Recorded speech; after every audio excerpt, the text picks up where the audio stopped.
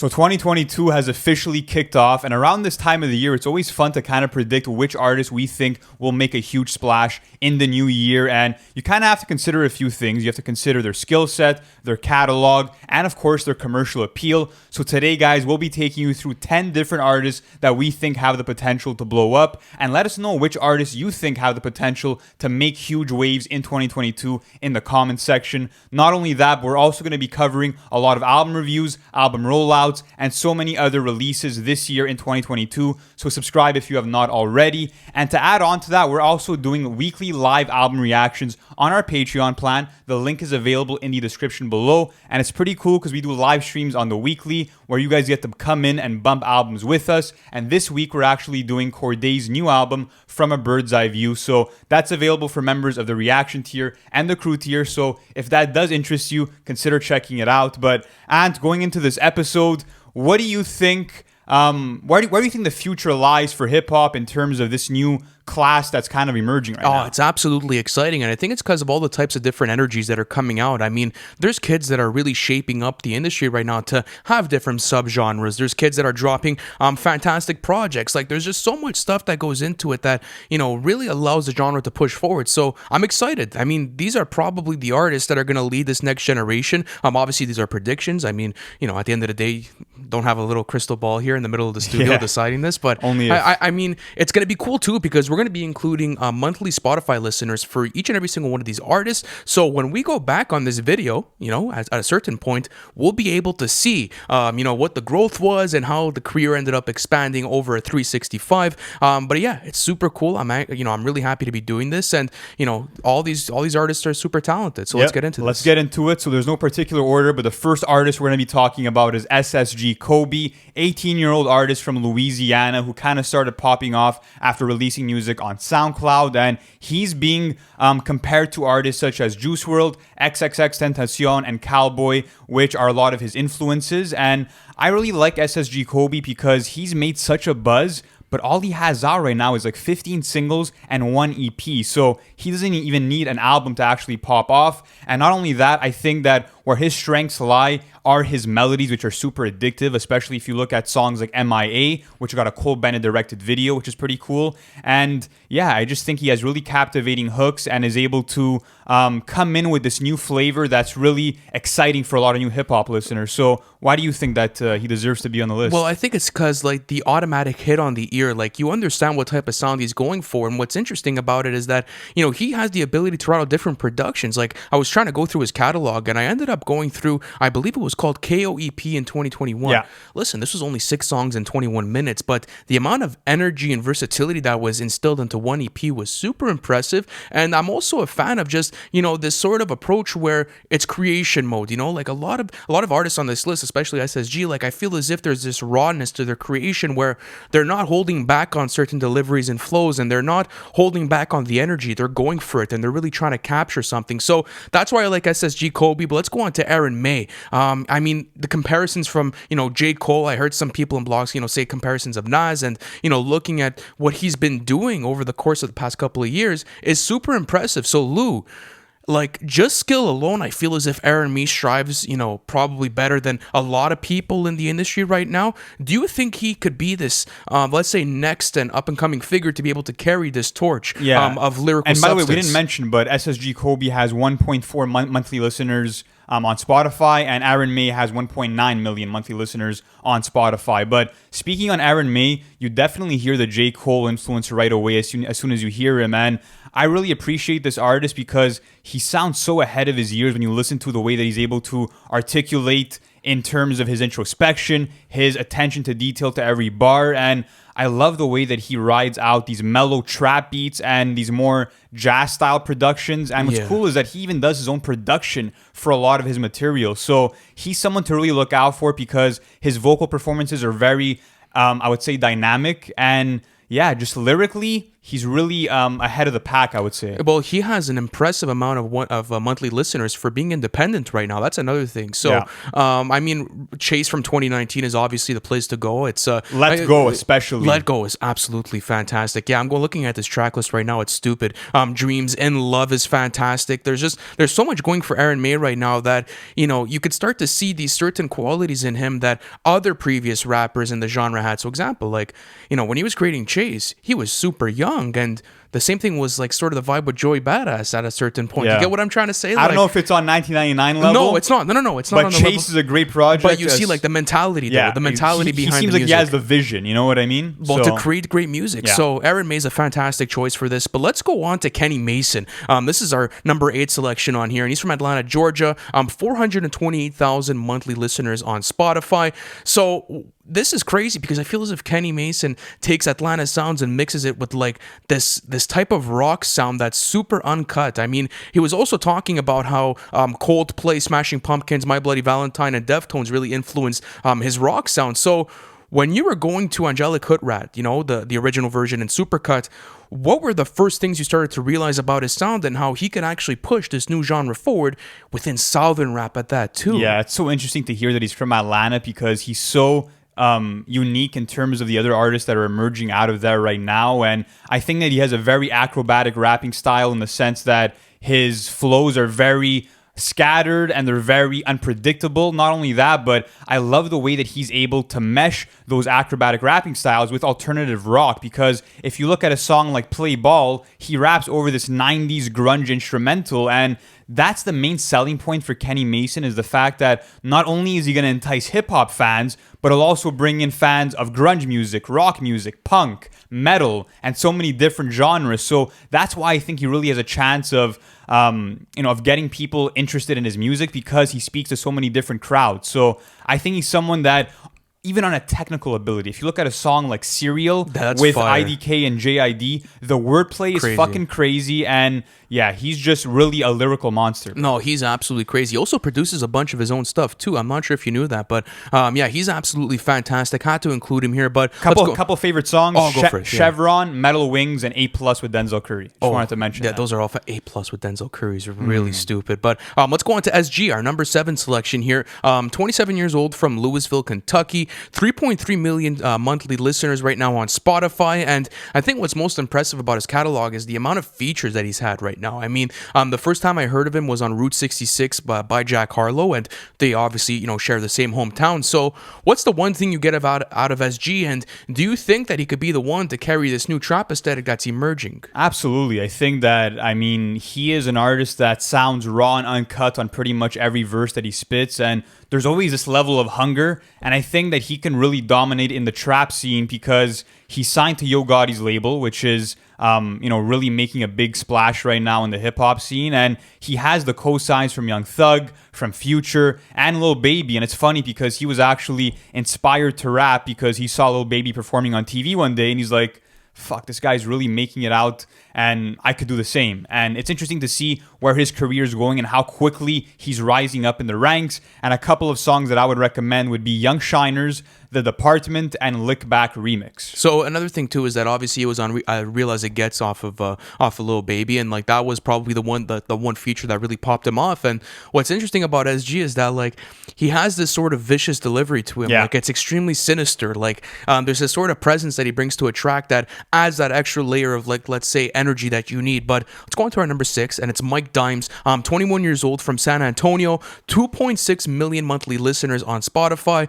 Dude, this guy's fucking incredible. Like I had gone, I believe I was going through D-Log that dropped back in 2021, and I never heard of Mike Dimes before we had to do this episode, and I've been like, I really, really, really listened to his sound. I'm like, dude, this guy could do crazy. And then I saw 2.6 million Spotify listeners already with that style of music. Dude, this guy's going to blow. Absolutely. There's no doubt about it. And he's already having songs that are going TikTok viral right now. So his resume is impeccable, but tell people why they should get into his sound and what they could expect, let's say, from his new music that's coming out. It's very interesting because Mike Dimes has a very mainstream sound in the sense of the trendy type of beats that he hops on, especially for his viral TikTok song, which was called My Story.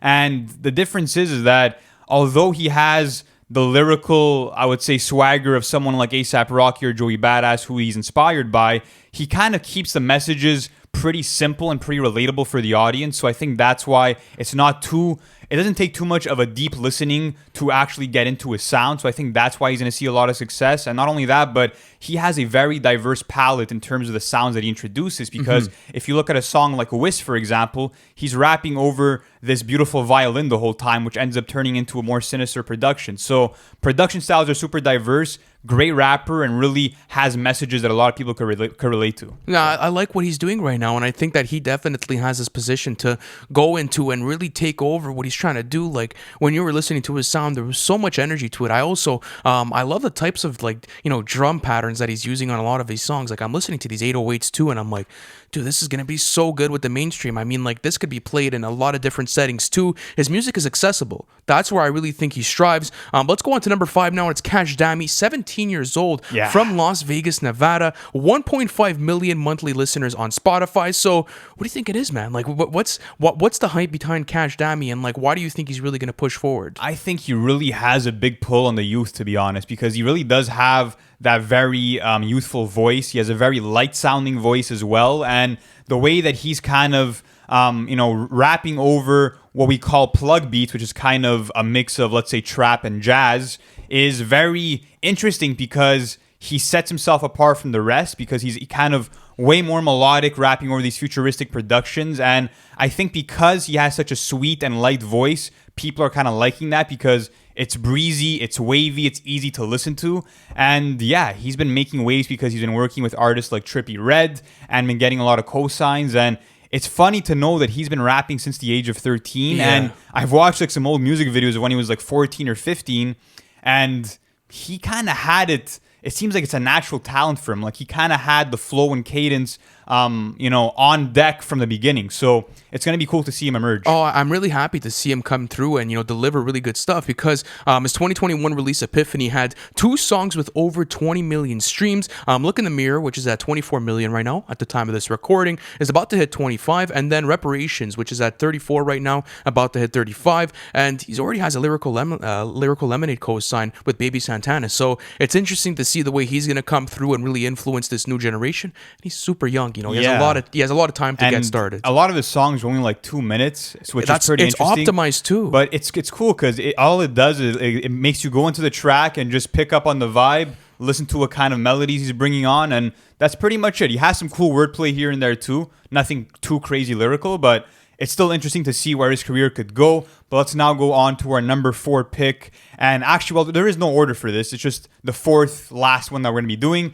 And it's redveil, who has 668,000 monthly listeners on Spotify. 17-year-old rapper from Maryland. And what's interesting about him is that he kind of popped off after he dropped his project Niagara in 2020. And after it was released, we started seeing that it was getting a lot of buzz on the Twitter community because a lot of people were retweeting the album. You had big Twitter accounts that were kind of showing him love and support. And then it was kind of just this cycle that kept going and going. And more people got to see what his sound was all about. And the easiest comparison to make, I would say, would be to someone like Earl Sweatshirt because of that, very sample-based production, the fragmented type beats, and him rapping with these very intricate rhyme schemes. So what makes redveil unique to you? Well, I think it's the ability to come through with a completely different sound than what everyone's doing right now. And it was originally Soul Food that ended up going crazy within the Twitter community. And it was, I believe, Shrek who ended up retweeting that and did a bunch of different cosigns from that pushed him. But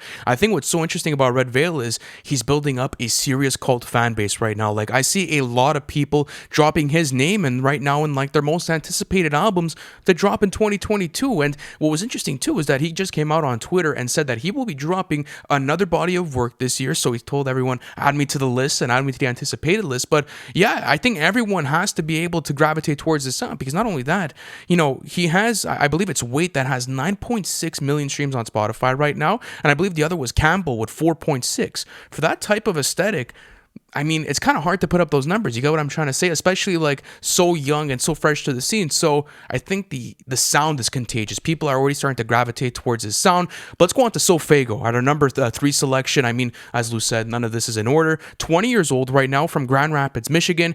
3.5 million monthly listeners on Spotify. And this is probably like, the whole... I feel as if when you have to talk about the poster child for this next generation, like it's SoFaygo. Everyone is kind of, rooting for his, uprise and seeing the new, like, let's say, immersive sound that's coming from his project. And he's almost there already. And he's really almost there. So what's so different from SoFaygo's sound that we haven't heard in the industry before? And how do you think it's going to shape up, let's say, in 2022? Yeah, well, what's interesting is that he kind of started popping off when he put out the project Angelic 7, which actually featured all beats from Lil Tecca. And when I was researching this, I was surprised because I didn't even know Lil Tecca did production like that. But on this EP, we ended up getting the song Knock Knock, which is sitting at 40 million views right now for the Cole Bennett directed video on Lyrical Lemonade, which is pretty impressive. 147 million streams on that song, too. Yeah, bro. Like, that shit was a major hit, and he's kind of kept up the momentum. He dropped, 2 projects so far. Pretty short projects, but his debut album, Pink Hearts, is slated for this year. He recently signed to Travis Scott's Cactus Jack Records, which is huge. And I think that what sets him apart is he kind of has this high-pitched baby voice, which is very interesting. And it does kind of raise some comparisons to Playboi Carti, you could say, because he does tend to at times rap over these rage style beats, but he's also rapping over these hyper pop beats, which are very cool too. So it's going to be cool to see how his career escalates too, because this year we saw him have 2 major features on Trippie Redd's Trip at Night and also on Don Toliver's Life of a Don. And I love the song MP5 off of Trip at Night. It was one of the only songs on that album that I actually fucked with. So yeah, I think SoFaygo is super unique, and I think that out of all the rappers on this list, he probably has the best chance of, putting up serious numbers and building up that cult fan base in 2022. Yeah, and it's also his ability to speak to the youth too. Like that thing that we were talking about, I believe, with HDAMI. Like he also has that factor to him where he's showing a lot of kids that there could be this different style that's being done, but he makes it unique. Like it doesn't necessarily sound like Trippie, or it doesn't sound like Don Toliver. It doesn't sound like anyone. It really sounds like SoFaygo's sound. And what's also interesting about him is that I was reading some stuff about how he kind of got into his ear for production and everything. And what was cool is that he used to take anime beats and then turn them into his melodies for songs, and apparently that's had a huge inspiration on the way that he's crafted his music as well. So we're all rooting for SoFaygo. Hopefully he makes a huge impact this year. But let's go on to Chris Patrick. I mean, this is probably one of my favorite artists on this list. I've been a listener for the past 2 years now, and Chris Patrick has the relatability factor. Out of everyone on this list, it's really this relatability factor that J. Cole had, or let's say the whole Dreamville camp has. Like if I had to choose someone to from the underground and slot him into that Dreamville camp, it would be Chris Patrick. And listen, or even the TDE camp, because he was actually getting some love from Punch on TDE through Twitter. So he could do a major amount of damage. And I think it's interesting because Chris Patrick has this ability to continue going and continue, really producing these great projects. I mean, from the Hard Part 2 was fantastic. So what do you think really, is the really big strength with Chris Patrick's sound? And bring us to his monthly listeners, because we haven't gotten to that yet. He has 200,000 monthly listeners right now. And to me, Chris Patrick is the perfect all-around artist because he can make R&B songs like 3 a.m. Fantastic. He could also song. make hit songs like Swish, which was featured on the NBA 2K21 soundtrack, which is super impressive. And then he can also make these super introspective songs where there also is a big relatability factor on a track like Dreams, which has this beautiful jazzy production. And Chris Patrick just shows us why he could really be one of the most impressive lyricists out right now, because I mean, the vocabulary isn't too complex, but you don't want it to be. You want it to feel like he's talking to you as a friend. And he kind of, especially on From the Heart Volume 2, kind of takes you through his views on the world, how it feels, to be raised in an environment where there's a lot of crime in the streets. And it's very interesting to see how he kind of contextualizes all of that and puts his heart and soul into the music because that's what he does. And he talks about a lot of relationships,